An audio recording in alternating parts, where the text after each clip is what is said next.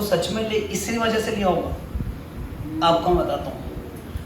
अब मूवमेंट 1 साल में पड़ गया था धीमा, ये अंदर की बात है। सुनना, अगर गांधी जी मूवमेंट नहीं लेते तो कुछ समय बाद मूवमेंट अपने आप बंद हो जाता, क्योंकि लोग ज़्यादा समय तक नौकरियां नहीं छोड़ सकते, लोग ज़्यादा समय तक शिक्षकों से दूर नहीं रह सकते, लोग ज़्यादा समय तक इंडियन प्रोडक्ट को यूज़ नहीं कर सकते थे, क्योंकि इंडियन प्रोडक्ट होते थे महंगे। वो ब्रिटिश प्रोडक्ट जो 10 रुपये में, जो यहाँ पर खादी का एक शर्ट आता था, वहाँ पर 10 रुपये में 5 शर्ट आ जाते थे, और वो ज़्यादा यूज़ करो क्योंकि वो मशीन में बने हुए हैं, तो वो सस्ते होते थे। समझे आपको? तो घुमा फिरा के इंडियन प्रोडक्ट, इंडियन लोगों को ज़रूरत किसकी आ रही थी? ब्रिटिश। मूवमेंट स्लो पड़ गया था। क्या हो गया था? मूवमेंट स्लो हो गया था, जिस वजह से गांधी जी समझ गए थे कि यार ये मूवमेंट को रोकना पड़ेगा। अब अगर गांधी जी मूवमेंट खुद से रोकते तो गांधी जी की बेइज्जती हो जाती, और अंग्रेज लोग बोलते थे वो गांधी जी मूवमेंट नहीं चला पाए। और गांधी जी अगर खुद से धीमा पड़ जाता तो फिर अंग्रेज लोग मजे लेते थे वो गांधी जी का मूवमेंट स्लो पड़ गया। क्या मैं कह सकता हूँ कि चोरी चोरी इंसिडेंट गांधी जी को एक मौका मिला होगा मूवमेंट लेने का वापस, और ये मौका ही था। लेकिन अब किताबों में तो ये लिखा है कि ये सच्चाई है, लेकिन अंदर की बात मैंने तुम्हें बताई है, क्योंकि उस समय का माहौल ऐसा था, ज़्यादा समय तक लोग दूर नहीं रह पा रहे थे ब्रिटिशर्स के प्रोडक्ट या उनकी जॉब या उनके एजुकेशन या फिर उनके सारी चीज़ों से। तो लोग वापस उनके पास जाना स्टार्ट कर दिए थे। गांधी जी बोले नहीं, मूवमेंट तो मेरा धीमे पड़ सकता है, और चोरी चोरी इंसिडेंट हो गया। गांधी जी ने बोला वॉलेट एक्टिविटी होगी, मूवमेंट ले रहा हूँ। दिमाग था ना उस आदमी में, दिमाग। फिर क्या होता है, कई लोगों ने गांधी जी को ये बोला, अब गांधी जी 2-3 साल के लिए जाएंगे जेल। 6 साल के लिए बोला था, हाँ गलती होगी, मैंने 6 साल बोला था, 2 साल के लिए गांधी जी जेल इसलिए जाएंगे, गांधी जी की तबीयत हो जाएगी खराब, तो उनको जेल से वापस से रिहा कर दिया जाएगा। गांधी जी अंदर जाते थे तो तबीयत खराब कर लेते थे अपनी, सबकी अपनी स्टाइल होती है, और सही भी है ना। वो ये बोलते थे मैं ब्रिटिश का खाना नहीं खाऊंगा, वो भूखे रहते थे। और अंग्रेज लोग बोलते थे यार ये आदमी अगर अंदर जेल में मर गया तो पूरी दुनिया के सामने यही होगा कि अंग्रेजों ने जेल में मार दिया। वो मतलब जेल में भी अंग्रेजों को गांधी जी ने परेशान कर रखा था, एकमात्र ऐसा आदमी, सोचो। लेकिन अंग्रेज भी समझ गए थे इस बाद में 1942 में जब गांधी जी को जेल में डाला तो अंग्रेजों ने बोला कि कोई बात नहीं, अब इनको है ना ज़्यादा इंपॉर्टेंस मत देना, इनको जेल में मरने दो, कोई दिक्कत नहीं। गांधी जी ये भी समझ गए अब तो यार ये तो मेरे को, गांधी जी बैठे भूखे रह रहे हैं, ध्यान ही नहीं दे रहा है क्या हो रहा है, गांधी जी की इंपॉर्टेंस ही खत्म हो गई। गांधी जी ने बोला कि मैं खाऊंगा, मेरे को खाना खाना है क्योंकि मेरे देश को मेरी ज़रूरत है, लाओ मैं वो खाना दो। अंग्रेज बोले यार, फिर ये आदमी पलट गया। इतना परेशान किया ना अंग्रेजों को गांधी जी ने, कितनी कहानियाँ हैं कि तुम सुनोगे तो हंसोगे आधी बार तो अंग्रेजों के ऊपर। अपन सोचते हैं हिंदुस्तान के लोग बेवकूफ़ है, अंग्रेज लोग बेवकूफ़ है, अपन लोग वो सोचे नहीं है अपने अंतरात्मा। हिंदुस्तान आध्यात्म वाला देश है, जब आप अपने मन की सुनोगे ना तो आप अपने आप दूसरों को हराना स्टार्ट कर दोगे। अपने मन की सुनो, दूसरों के मन की। अब देखो, तो ये मोमेंट वापस हो गया, गांधी जी को 1922 में पकड़ के जेल में डाल दिया। तो सीधी सी बात है, जब गांधी जी जाएंगे जेल तो नए लीडर उभर के आएंगे, लेकिन बात तो अपन पूरे चैप्टर में गांधी जी की करेंगे, तो वो नए लीडर का सिर्फ नाम पढ़ेंगे। यहाँ से सुनना, बोर्ड में 1 नंबर में क्वेश्चन हमेशा पूछते हैं, 7, 8, 9, 10, 11। अब इसके बाद अपन पढ़ रहे हैं 1924 में क्या हुआ। कोई बात नहीं, जिनका छोटा है टेंशन मत लो, ये जो पढ़ा रहा हूँ ये ज़्यादा इंपॉर्टेंट है, वो जो छोटा है वो तो इंपॉर्टेंट है ही, लेकिन वो तुम्हें जल्दी कवर हो जाएगा। अब देखो, दर्शन मिला, दर्शन के पापा मिले थे मेरे, दर्शन घालू फेल हो गया ना वो 9th में, हाँ थोड़ा कम पड़ता। अब देखो, तो 1922 में गांधी जी को जेल में डाल दिया गया, नई पार्टियां उभर के आई। गांधी जी जिस पार्टी का सपोर्ट कर रहे थे वो कांग्रेस पार्टी थी, नई जो पार्टी उभर के आई वो पार्टी थी स्वराज पार्टी। याद रखोगे कौन सी पार्टी? हिंद स्वराज नहीं, स्वराज पार्टी। हिंद स्वराज तो बुक थी, स्वराज। स्वराज का मतलब क्या होता है कि रूल हम करेंगे लेकिन हमारे ऊपर एक जना और हेड रहेगा, टेंशन मत लो, जब डांडी मार्च पढ़ेंगे तब पढ़ाऊंगा। स्वराज और पूर्ण स्वराज का अंतर आगे पढ़ेंगे, ठीक है ना। तो स्वराज पार्टी कब बनी? 1924 में। कब बनी स्वराज पार्टी? 19। इसको स्टार्ट कराने वाले 2 लोग, CR दास, इनका नाम चित्तरंजन दास और इनका नाम मोतीलाल नेहरू। 2 लोगों ने पार्टी बनाई। किसने? चित्तरंजन दास और मोतीलाल नेहरू। मत बोलिएगा। दो लीडर थे जिन्होंने 1924 में एक पार्टी बनाई जिसका नाम था स्वराज पार्टी। जिसका नाम था स्वराज पार्टी। दो लोगों ने मिलकर बनाई, मोतीलाल नेहरू जी और चित्तरंजन दास। मोतीलाल नेहरू और चित्तरंजन दास जी ने मिलकर एक पार्टी बनाई जिनका नाम था स्वराज पार्टी। उस पार्टी का फॉर्मेशन 1924 में करा गया। कब करा गया? 1924 में करा गया। इसी साल एक और इवेंट हुआ, क्योंकि गांधी जी जेल से बाहर आ चुके थे, लोगों को गांधी जी का मैसेज चाहिए था, तो आ गए 1924 में ही। तो दिसंबर का 1924 का सेशन बहुत इंपॉर्टेंट था, क्योंकि सब लोग आंख लगा के बैठे थे कि गांधी जी आए और कांग्रेस में कुछ बोले। तो इसलिए एकमात्र ऐसा सेशन था। चाचा जी राम राम। हाँ कोई बात नहीं, हाथ आ जाएगा, कोई इशू नहीं। अब 1924 का जो कांग्रेस सेशन था वो दिसंबर में हुआ। 1924 के कांग्रेस सेशन को सबसे इंपॉर्टेंट चीज, हर साल दिसंबर में कांग्रेस का सेशन होता था। हर साल दिसंबर में कांग्रेस का सेशन होता था। ये सेशन इंपॉर्टेंट इसलिए था क्योंकि ये एकमात्र, it is the only session which was leaded by Mahatma Gandhi ji. हर साल लीडर अलग अलग बन रहे थे कांग्रेस के, लेकिन इस साल जो कांग्रेस के लीडर बने वो बने कौन? मोहनदास करमचंद गांधी जी या फिर महात्मा गांधी जी। ठीक है, तो ये अगर सेशन इंपॉर्टेंट था तो ये भी देखें कि ये सेशन हुआ कहां था। ये हुआ था बेलगांव, कर्नाटक में। सिर्फ इतना सा इंपॉर्टेंट है, बेलगांव कर्नाटक में ये कांग्रेस सेशन हुआ। आया समझ में? देखने को मिलेंगी। आपको पता था कि अभी जैसे मोदी गवर्नमेंट है, मोदी जी गवर्नमेंट है, सरकार में है, प्रधानमंत्री है, तो वो सरकार में है तो वो हर समय पर नए नए कानून लेके आते हैं ना, क्योंकि समय बदलता है, लोगों की रिक्वायरमेंट भी बदलती है, टेक्नोलॉजी बदलती है, जरूरतें बदलेंगी, प्रोसेस बदलेंगी, बजट बदलेगा, तो हर बार नए नए कानून आएंगे। हर साल मोदी गवर्नमेंट बजट लेके आती है। तो ऐसे ही अंग्रेज लोग भारत पे रूल कर रहे थे। ऐसे ही जब अंग्रेज लोग भारत पे रूल कर रहे थे तो वो भी समय समय पर नए नए कानून लेके आते थे। क्या लेके आते थे? नए नए कानून। आप लोग बेहतर तरीके से जानते हैं कि 1919 में वो इंडियन काउंसिल एक्ट लेके आए, 1919 में वो इंडियन गवर्नमेंट एक्ट लेके आए, तो बेहतरीन तरीके से मालूम है 1929 में कुछ लेके आएंगे। हर 10 साल में रिफॉर्म लेके आ रहे हैं, हर 10 साल में रिफॉर्म लेके आ रहे हैं। पहले 20 साल में लाते थे, अब कितने साल में ला रहे हैं? 10 साल में लेके आ रहे हैं। अब हर 10 साल में ये रिफॉर्म अगर लेके आ रहे हैं तो उसके अंदर कुछ ना कुछ बातें लेके आएंगे, कुछ ना कुछ बातें लेके आएंगे, भारत के लिए कानून लेके आएंगे। लेकिन यहां से बवाल शुरू। जैसे रॉलेट एक्ट और जलियांवाला बाग कांड बना कारण नॉन कॉपरेशन खिलाफत मूवमेंट शुरू करने का, वैसे अब जो दो चीजें होंगी वो कारण बनेंगी नए मूवमेंट स्टार्ट करने का। तो आज नया बेस पढ़ रहे हैं, आज नया टॉपिक पढ़ रहे हैं, फ्रेश, बिल्कुल इंपॉर्टेंट, जो बोर्ड में आता है और आता है। ध्यान रखना, बोर्ड में नहीं पूछेंगे रॉलेट एक्ट और जलियांवाला, बोर्ड में पूछेंगे जो अब पढ़ेंगे वो। उस समय गया जो बच्चे से पुराना क्वेश्चन पूछ लेते थे, नॉन कॉपरेशन मूवमेंट बताओ, बॉयकॉट ब्रिटिश प्रोडक्ट, ये रटे हुए हैं बच्चे।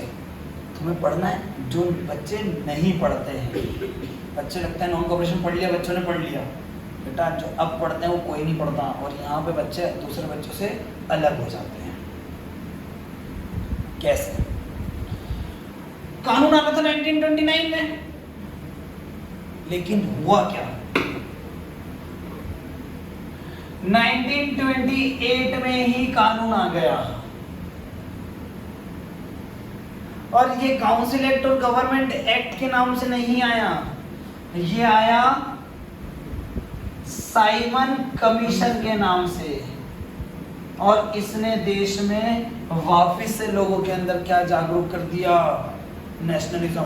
तो आप बोलोगे इसके अंदर ऐसा क्या था, ये बोर्ड में आता है। What were the points of Simon Commission? What were the impacts of Simon Commission? Simon commission था क्या जिसकी वजह से देश में चिंगारी उठ गई, रॉलेट एक्ट की तरह। साइमन कमीशन जैसे रॉलेट एक्ट को लेके आए थे सर सिडनी रॉलेट, ऐसे ही साइमन कमीशन को लेके आए थे जॉन साइमन। कौन लेके आए थे? John Simon. सुनना बात, ये आना था 1929 में, लेकिन ये आ गया एक साल पहले। अब इंडिया के लोगों का दिमाग खराब हुआ कि नहीं हुआ यार, 1929 मानो तो इतना इमरजेंसी में अंग्रेज लोग क्यों लेके आ रहे हैं? ये भारत के लिए कुछ कॉन्स्टिट्यूशनल प्रोविजन ला रहा था। क्या ला रहा था? Constitutional provision. अब बताओ भारत के लोगों को बुरा लगेगा कि लगेगा कि भैया हमारे देश के संविधान के लिए कुछ बातें ला रहे हो और उसमें तुमने हमसे पूछा नहीं। ठीक है, हमारा मेंबर तो रख देते, इसमें 7 मेंबर्स जो थे वो सातों के सातों कौन थे? अब बताओ भारत के लोगों को बुरा लगेगा नहीं लगेगा? एक साल पहले आ गया एक तो, ठीक है, और एक भी मेंबर भारत का नहीं लिया, और भारत का संविधान बनाना है। साइमन कमीशन सबसे पहले आया कहाँ पर? बॉम्बे में। कहाँ आया? बॉम्बे में आया। जब साइमन कमीशन भारत आया ना, तो जब वो साइमन कमीशन पूरा स्क्वाड जो 7 मेंबर्स थे वो जब आ रहे थे मुंबई सी पोर्ट में एंटर कर रहे थे, तो वहाँ पे स्वागत नहीं कर रहे थे भारत के लोग। भारत के लोगों ने नारे लगाए, Simon go back, Simon go back, Simon go back. तो एक फेमस स्लोगन चला, एक famous slogan, Simon go back. क्यों बैक कर रहे थे मालूम है ना? कि सारे के सारे जो लोग थे वो अंग्रेज थे, और सारे के सारे यही था, एक साल पहले कानून लेके आए, और भारत के लिए कानून लेके आएंगे अंग्रेज, पर बुरा लगेगी लगेगी। तो साइमन कमीशन भारत यहाँ से लौट गया है। भारत बॉम्बे में कहाँ हो गया? बॉम्बे में क्या हो गया? फेल्ड हो गया। लेकिन दिक्कत ये थी कि यही साइमन कमीशन चले गया लाहौर, कि हम लाहौर से एंट्री करते हैं, तो इनका जैसे हम वहाँ पर लाल फूल से स्वागत करेंगे, भाई यहाँ पर अपोज किया है तो वहाँ पर भी तो अपोज करेंगे, यहाँ पर विरोध किया है तो वहाँ भी विरोध करेंगे, क्योंकि उस समय पर तो लाहौर भारत का हिस्सा था। उस समय पर तो लाहौर भारत का हिस्सा था। तो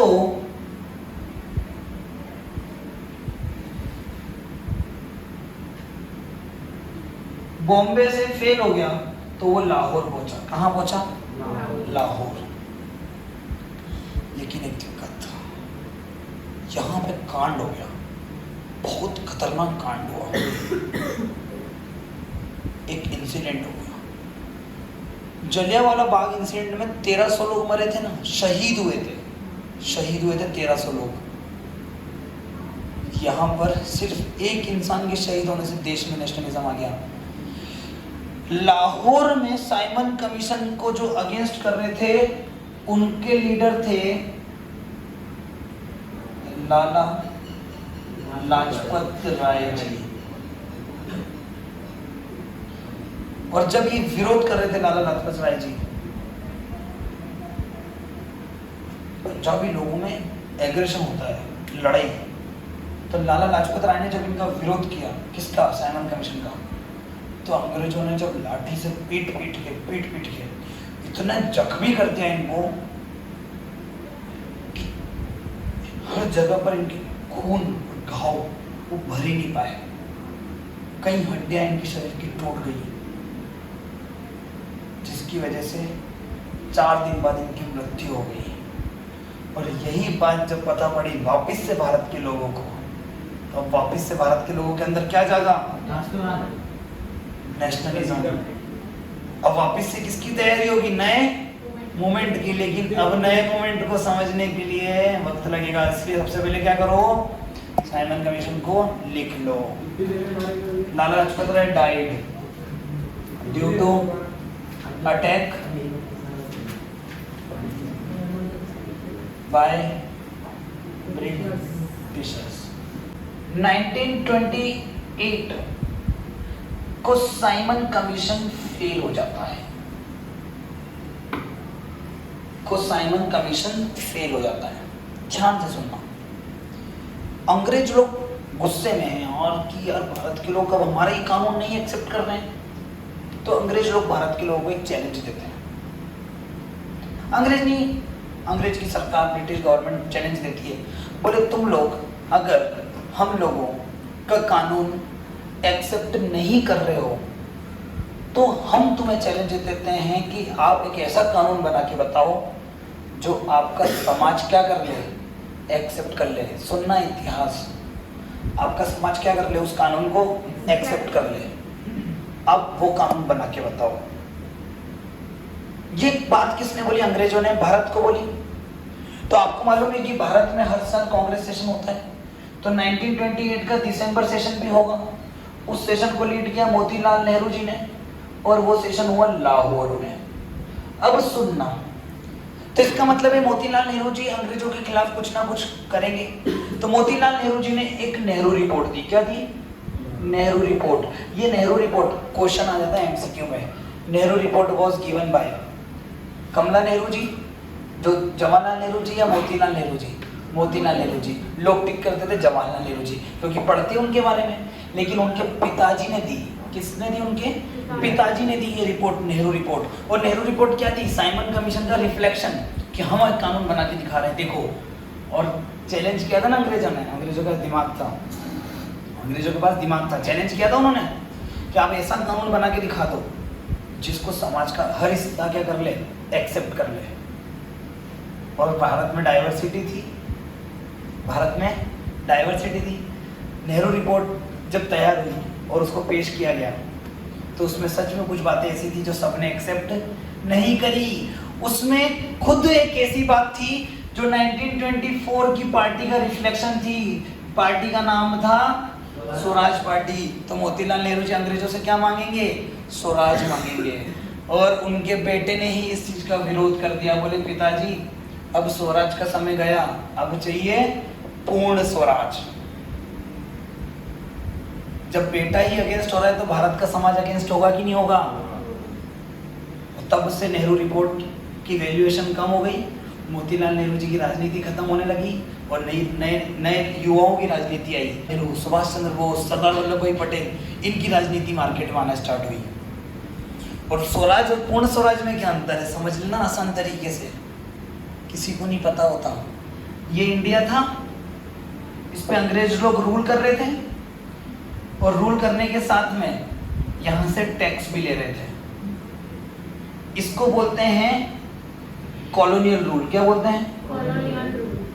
कॉलोनियल रूल।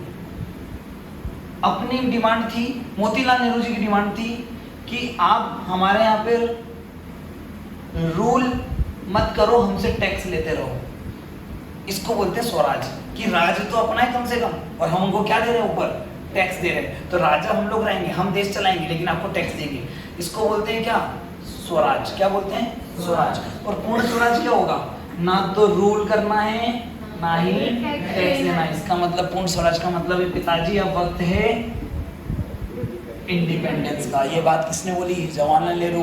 अब बताओ भारत के लोग किसको ज्यादा पसंद करेंगे, स्वराज वाले बोलने वाले को कि पूर्ण स्वराज? पूर्ण स्वराज, क्योंकि पूर्ण स्वराज में तो क्या मांग ली? आजादी मांग ली। तो 1928 का Congress session leaded by Motilal Nehru Lahore में हुआ, दिसंबर में होता है। नेहरू रिपोर्ट थी, नेहरू रिपोर्ट की वैल्यूएशन फेल हो गई। तो अगले ही साल क्या हुआ? 1929 का दिसंबर का सेशन, और उस सेशन को लीड करा जवाहरलाल नेहरू जी ने। अब देखो राजनीति कितनी बुरी चीज है। एक साल पहले पिताजी लीड कर रहे हैं, एक साल बाद जवाहरलाल नेहरू जी लीड कर रहे हैं। और ऐसा बोलते हैं ना कि जब बेटे की राजनीति मार्केट में आती है तो पिताजी की राजनीति चली जाती है। तब से मोतीलाल नेहरू जी की वैल्यूएशन कम हो गई और जवाहरलाल नेहरू जी की वैल्यूएशन बढ़ने लगी। क्या ईयर्स याद हो रहे हैं? समझ में आ रहा है? अब जवाहरलाल नेहरू जी फुल कॉन्फिडेंस में, फुल पावर में, क्योंकि जवाहरलाल नेहरू जी किसके अंडर में काम कर रहे हैं? गांधी जी के अंडर में। किसके अंडर? और गांधी जी और मोतीलाल नेहरू जी एक समय के थे। तो एक तरीके से गांधी जी का सपोर्ट, खुद उनका बेटा गांधी जी का सपोर्ट कर रहा है, ना कि मोतीलाल नेहरू जी का, उनके पिताजी का। तो पिताजी की राजनीति खत्म और गांधी जी को, महात्मा गांधी जी को नेहरू जी का एक क्या मिल गया, वंश मिल गया ना। तो दो राजनीति एक साथ आ गई और डबल पावर आ गई। तो महात्मा गांधी जी को नए युवा मिले, नए युवा में जवाहरलाल नेहरू, सुभाष चंद्र बोस ही है। हालांकि सुभाष चंद्र बोस आगे गांधी जी का साथ छोड़ के अलग से देश को आजाद कराने जाएंगे, वो भी पढ़ाएंगे, आगे पढ़ेंगे 1938 में, टेंशन मत लो। फिर आता है 1929 को दिसंबर में, तो इन्होंने बोला कि हमें चाहिए पूर्ण स्वराज। और होता क्या है, 1929 के बाद 26 जनवरी 1930 को भारत में बनाया जाता है इनफॉर्मल इंडिपेंडेंस डे। क्या बनाया जाता है? Informal independence. क्योंकि दिसंबर के बाद क्या आएगा? जनवरी आएगा। 29 के बाद क्या आएगा? 30 आएगा। दिसंबर में ऐलान किया और जनवरी में उन्होंने पूरे देश में क्या बनाया? Independence day. लेकिन कैसा इंडिपेंडेंस डे? इनफॉर्मल, फॉर्मल नहीं, क्योंकि ऑफिशियल नहीं। कौन सा? Unofficial independence day. और ये जो कांग्रेस सेशन चल रहा था ना, इसमें कांग्रेस सेशन में सुनना, गांधी जी, अब देखना गांधी जी की एंट्री, तो मुझे लगता है गांधी जी ने कच्ची गोलियां नहीं खेली अपने बागेश्वर धाम वाले बाबा जी बोलते ना, उस वाले बात में गांधी जी भी इस मामले में बहुत तेज थे। जवाहरलाल नेहरू लीड कर रहे थे, उनकी बात सब सुनेंगे। जवाहरलाल नेहरू जी स्टेज से बोलते हैं, गांधी जी बस अब आप आदेश दो, अब हम अंग्रेजों के खिलाफ क्या करेंगे? एक नया आंदोलन। लेकिन क्या गांधी जी जवाहरलाल नेहरू जी की बात मानेंगे? नहीं। तो आंदोलन शुरू कैसे होगा? गांधी जी के दिमाग से। देखना, अगर सुनना, खुद गांधी जी के पास दिमाग देखना, अगर गांधी जी जवाहरलाल नेहरू जी की बात मान लेते बाय चांस, और अगर मूवमेंट सक्सेसफुल हो जाता, क्रेडिट किसको जाता? जवाहरलाल नेहरू। और मूवमेंट फेल हो जाता, किसके ऊपर जाती बात? गांधी जी। अब बताओ दिमाग था कि नहीं था गांधी जी के पास? तो गांधी जी ने मास्टर स्ट्रोक खेला। गांधी जी ने बोला मेरे पास युवा लोग तो हैं। गांधी जी ने अंग्रेजों के खिलाफ 1930 में एक 11 विश लिस्ट तैयार करी। क्या तैयार करी? 11 विश लिस्ट तैयार करी। 11 सूत्रीय मांगे। विश मतलब मांग, लिस्ट मतलब सूत्र, लिस्ट है ना, तो पूरी सूची 11 सूत्रीय मांग, उसमें 11 मांगे थी। और गांधी जी ने दिमाग लगाया। इन 11 मांगों ने गांधी जी ने क्या करा? गरीबों को भी कवर कर लिया, महिलाओं के लिए भी कवर कर लिया, बच्चों के लिए भी कवर हो गए, बूढ़े भी कवर हो गए, बिजनेसमैन भी कवर हो गए, किसान भी कवर हो गए, मजदूर भी कवर हो गए, सब कवर हो गए। अब बताओ लोग जवाहरलाल नेहरू जी की तरफ ध्यान देंगे कि गांधी जी की तरफ? अब जवाहरलाल नेहरू जी, गांधी जी एक ही गुट के तो हैं कांग्रेस के, तो पावर मिल गई, लोग बोल रहे हैं। और जवाहरलाल नेहरू जी अपनी बात बोल रहे हैं आज़ादी की, और गांधी जी भी अपने अधिकारों के लिए बोल रहे हैं। और ये तो दोनों चेला और गुरु टाइप हैं। गांधी जी सही बोल रहे हैं, गांधी जी ने अपने लिए मांग करी है। उन मांग में एक सबसे इम्पोर्टेंट मांग थी, वो मांग थी कि सॉल्ट टैक्स को खत्म करो। और गांधी जी ने ये चीज बोली कि अगर तुम ये 11 मांग नहीं मानते हो तो मैं क्या स्टार्ट करूंगा? एक नया आंदोलन। तो गांधी जी ने किसकी बात मानी? जवाहरलाल नेहरू की, अब किया अपने मन की? अपने मन की। तो मूवमेंट किसके हिसाब से स्टार्ट हुआ? जवाहरलाल नेहरू जी के हिसाब से, गांधी जी के हिसाब से? अब बताओ ये गांधी जी का मूवमेंट था कि नहीं था? धोखेबाजी क्या हुई? नहीं, कोई धोखेबाजी नहीं। फैन फॉलोइंग किसकी ज्यादा थी? और लोग किसको ज्यादा मानते थे?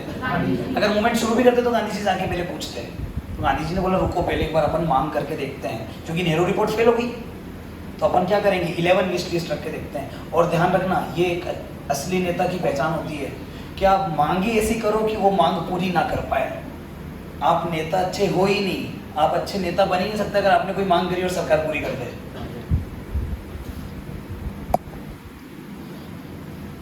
कोई ऐसी मांग हो ही नहीं सकती है पूरी, अगर पूरी कर दो तो आप नेता नहीं बन सकते। सुनना, नेता की क्वालिटी का होती है, ऐसी मांग करो सामने वाली पार्टी से कि वो पूरी नहीं कर पाए तो आप नेता बन जाओगे। ध्यान रखना, सोचो। और गांधी जी ने 11 मांगे ऐसी रखी जिसमें से अंग्रेज लोग नमक कर को तोड़ नहीं पाए। और गांधी जी ने भी सॉल्ट को क्या बनाया? क्योंकि सॉल्ट हर आदमी से जुड़ा हुआ है, नमक, गरीब से भी, अमीर से भी, किसान से भी, मजदूर से भी, महिला से भी, बच्चों से भी, बूढ़ों से भी, सबसे। तो गांधी जी ने क्या बोला कि अगर तुम ये मांग पूरी नहीं करते हो, गांधी जी को मालूम तो नहीं करेंगे क्योंकि वो नेता अच्छे थे, अगर तुम ये मांग पूरी नहीं करते हो तो मैं एक नेशन वाइड मूवमेंट शुरू करूँगा नमक कानून तोड़ के। मतलब मैं पैदल यात्रा करूंगा दांडी से कहाँ की, सॉरी पोरबंदर से कहाँ की, साबरमती पोरबंदर से कहाँ की, दांडी की। वहां जाके मैं नमक को, सॉल्ट टैक्स को तोड़ूंगा, नमक बनाऊंगा वहां पे, मतलब नमक बना के पूरे देश में बोलूंगा सॉल्ट का टैक्स नहीं देना। और ये करने के बाद में क्या हुआ, कौन सा मूवमेंट स्टार्ट हुआ, सिविल डिसओबीडियंस मूवमेंट।